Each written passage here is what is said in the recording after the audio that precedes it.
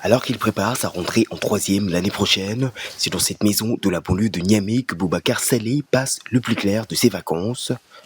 Mais plutôt qu'à la détente, les journées du jeune homme sont ici rythmées par divers travaux domestiques. 3 fois par semaine, il vient ici faire la lessive, le ménage ou encore les petites courses de la maison, moyennant salaire. Une tante qui m'a trouvé ce boulot chez une de ses amies.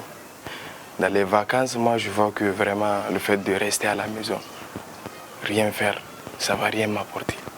Donc je fais ce boulot, je viens 2 fois par semaine ou bien 3 fois par semaine. Je viens, je fais les travaux et puis je pars.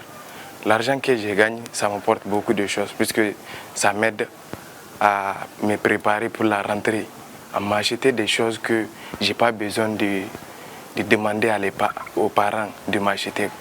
Pour d'autres, les vacances sont l'occasion de joindre l'utile à la passion.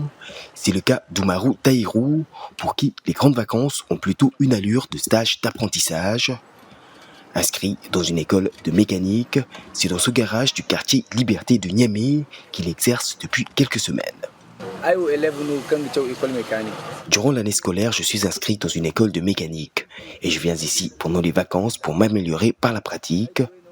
Mon patron me laisse réparer toutes sortes de voitures et me donne aussi beaucoup de conseils. De plus, je reçois souvent des primes, ce qui me permet aussi de gagner un peu d'argent.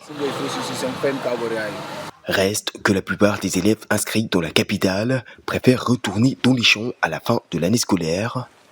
Près de 50% d'entre eux s'adonnent ainsi à l'agriculture entre les mois de juillet et de septembre, période coïncidant avec la saison des pluies au Niger.